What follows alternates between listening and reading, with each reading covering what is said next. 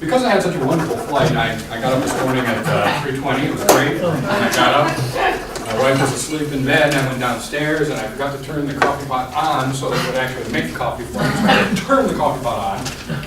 I went through that process, and so at 4 o'clock I ended up catering, but I had some time to think, and I thought a little bit about this and how we're going to approach this. We want to talk about public narratives and things like that, but I also started thinking a lot about stories, and the thing that kept coming up to me is we forget too often that we speak the world.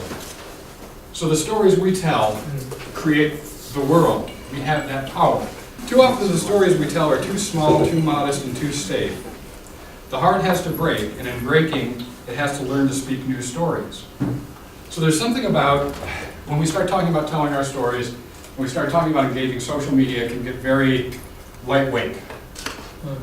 But there's something about the stories that come from a broken heart that connect to the work that we do, the aspirations we have, and that sort of critical hope we have going into the future. And that's what we're all about here for the next 6 or 8 hours that we'll be here.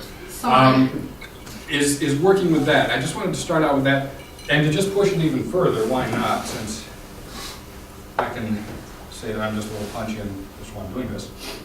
Rumi was a Persian poet. Rumi had this thing, he said, I want a heart which is split, part by part, because of the pain of separation from God, so that I might explain my longing and complaint to it.